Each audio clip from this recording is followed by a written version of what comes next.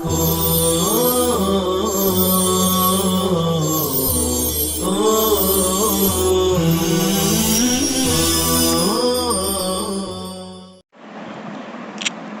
للہ رب العالمین والصلاة والسلام علی سید الانبیاء والمرسلین سیدنا محمد وآلہ وصحبہ اجمعین۔ بسم اللہ الرحمن الرحیم۔ طلبہ عزیز، آج کا ہمارا درس صرف تشریح آیات پر مشتمل ہوگا۔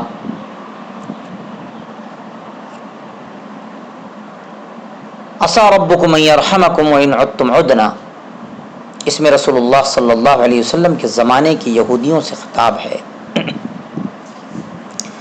کہ اگر تم اپنے آپ کو درست کر لو اور محمد رسول اللہ صلی اللہ علیہ وسلم پر ایمان لے آؤ تو تم پر اللہ تعالیٰ کے رحم و کرم کا دروازہ کھل جائے گا، لیکن اگر تم نے اپنی نافرمانی کی روش جاری رکھی تو ہو سکتا ہے کہ پھر ماضی کی تاریخ دہرا دی جائے۔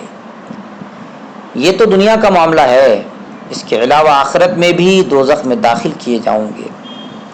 افسوس کہ یہودی اپنی اسی روش پر قائم ہیں۔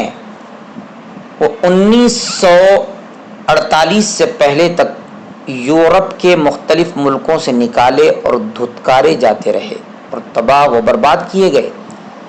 1948 میں اگرچہ امریکہ و برطانیہ کی مدد سے یورپ نے اپنے اس کینسر کو فلسطین میں منتقل کر دیا، لیکن انشاءاللہ یہ عارضی کیفیت ہے۔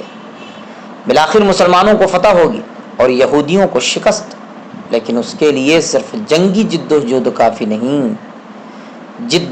جنگی کوشش جد و جہد کافی نہیں، بلکہ ضروری ہے کہ اللہ تعالیٰ سے تعلق مضبوط ہو اور اسی سے امیدیں لگائی جائیں۔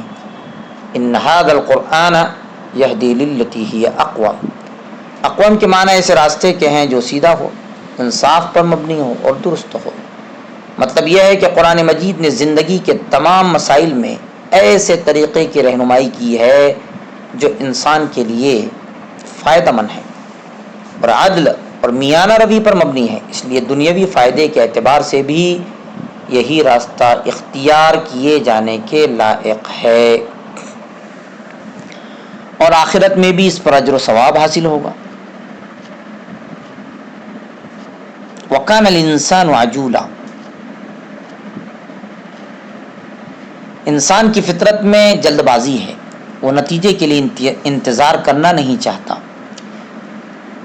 اسی جلد بازی کا ایک پہلو یہ ہے کہ جب اللہ تعالیٰ کی نافرمانی پر عذاب کی دھمکی دی جاتی ہے تو کہنے لگتے ہیں کہ پھر یہ عذاب مجھ پر کیوں نہیں آ رہا ہے۔ چنانچہ نضر بن حارث کے بارے میں نقل کیا گیا ہے کہ وہ مارے بغض و عداوت کے کہا کرتا تھا کہ اے اللہ، اگر یہی آپ کی طرف سے حق ہے تو ہم پر آسمان سے پتھر برسا دیجیے یا کوئی بڑا عذاب لے آئیے۔ وَجَعَلْنَا اللَّيْلَ وَالنَّهَارَ آیَتَيْنِ، یعنی رات اور دن دونوں اللہ تعالیٰ کی قدرت کی واضح نشانیاں اور انسان کے لیے اللہ کی بڑی نعمتیں ہیں۔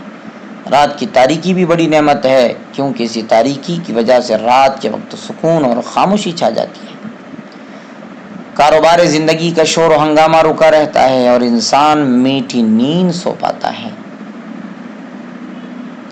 اور دن کا روشن ہونا بھی بڑی نعمت ہے، کیونکہ اگر دن میں سورج کا چراغ نہ جلتا اور دنیا کے ذرے ذرے کو اپنی روشنی نہیں پہنچاتا تو لوگوں کے لیے روزی تلاش کرنا، کاموں کو انجام دینا اور مختلف مقامات کا سفر کرنا کتنا دشوار ہوتا۔ پھر دن اور رات کا ایک مشترکہ فائدہ یہ ہے کہ سالوں، دنوں اور مہینوں کا حساب ان سے متعلق ہے۔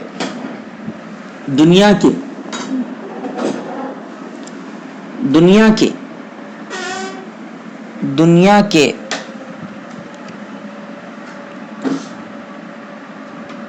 تمام دفاتر، کارخانے اور زندگی کے تمام کاروبار ان کے حساب سے انجام پاتے ہیں۔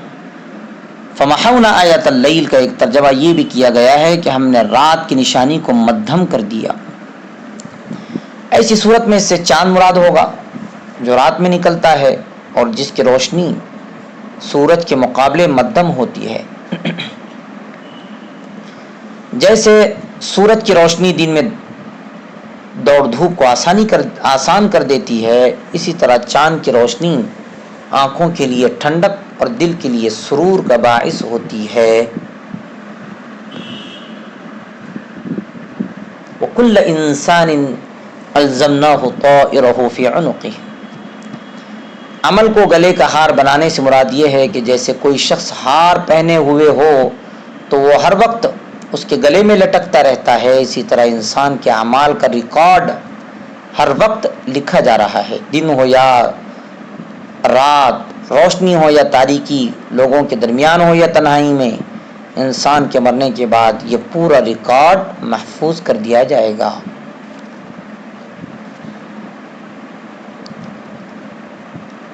وَلَا تَزِرُ وَازِرَةٌ وِزْرَ أُخْرَىٰ۔ عیسائیوں کا خیال ہے کہ ان کے گناہوں کا بوجھ حضرت عیسیٰ علیہ السلام نے اٹھا لیا ہے اور وہ کفارہ بن کر سولی پر چڑھائے جا چکے ہیں۔ بعض اور لوگوں کی بھی یہ سوچ تھی کہ وہ ہمیں گناہوں کے عذاب سے بچا لیں گے۔ خود مسلمانوں میں بھی کچھ لوگوں میں یہ خیال موجود ہے کہ ہمیں ہمارے پیر فلاں بزرگ گناہوں کے بوجھ سے بچا لیں گے۔ اللہ تعالیٰ نے واضح فرما دیا کہ اللہ تعالیٰ کے یہاں سزا اور عذاب کا نظام یہ نہیں ہے کہ ایک شخص کا بوجھ دوسرا اٹھائے، بلکہ ہر شخص کو خود اس کے عمل کا جواب دینا ہوگا اور ہر آدمی خود اپنے گناہ کی سزا پائیں گا۔ وَإِذَا أَرَدْنَا أَن نُهْلِكَ قَرْيَةً أَمَرْنَا مُتْرَفِيهَا فَفَسَقُوا فِيهَا۔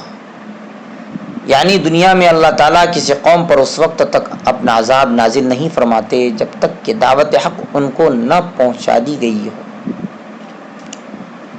یعنی اس آیت کا تعلق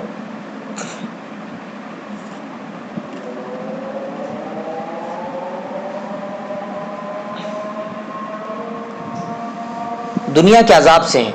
رہ گئی یہ بات کہ جن لوگوں تک اللہ کا دین نہیں پہنچ پایا ہو اور اس بنا پر وہ اللہ تعالیٰ کے ارشادات پر عمل نہیں کر پائے تو کیا آخرت میں عذاب ہوگا؟ اس سلسلے میں ایک رائے تو یہ ہے کہ ان پر عذاب نہیں ہوگا۔ مشہور مفسر علامہ قرطبی رحمۃ اللہ علیہ کا رجحان اسی طرف معلوم ہوتا ہے اور یہی بات زیادہ درست ہے۔ امرنا کہ ایک معنی تو وہ ہے جو ترجمے میں اختیار کیا گیا ہے کہ اللہ تعالیٰ کی جانب سے قوم کے ذی حیثیت لوگوں کو نیکی کے کرنے اور برائی سے بچنے کا حکم دیا جاتا ہے، لیکن اس کے دو معنی اور بھی بیان کیے گئے ہیں۔ ایک یہ کہ امرنا کے معنی میں ہے، معنی حاکم بنانا، یعنی ہم قوم کے سرکش لوگوں کو حاکم بنا دیتے ہیں، پھر جب وہ نافرمانی کرتے ہیں تو ان پر عذاب آ جاتا ہے۔ دوسرا معنی یہ ہے کہ ہم ان میں نافرمان لوگوں کی تعداد بڑھا دیتے ہیں۔ سب کا حاصل یہی ہے کہ اللہ تعالیٰ تقاضۂ انصاف کو پورا کرتے ہوئے کسی قوم پر اسی وقت عذاب نازل کرتے ہیں جب ان پر حجت پوری ہو جاتی ہے۔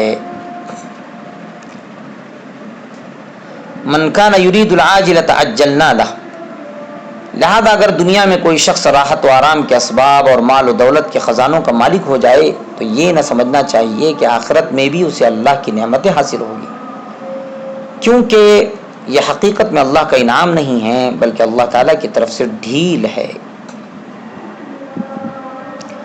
وَمَنْ أَرَادَ الْآخِرَةَ وَسَعَى لَهَا، اس آیت میں 3 باتیں قابل توجہ ہیں۔ اول یہ کہ آخرت میں اچھے انجام کی تمنا کافی نہیں بلکہ اس کے لیے کوشش بھی ضروری ہے، اور کوشش یہ ہے کہ اللہ کے احکام پر عمل کرے۔ دوسرے، یہ تمنا اور کوشش بھی اس وقت کارآمد ہوگی جبکہ ایمان لا چکا ہو۔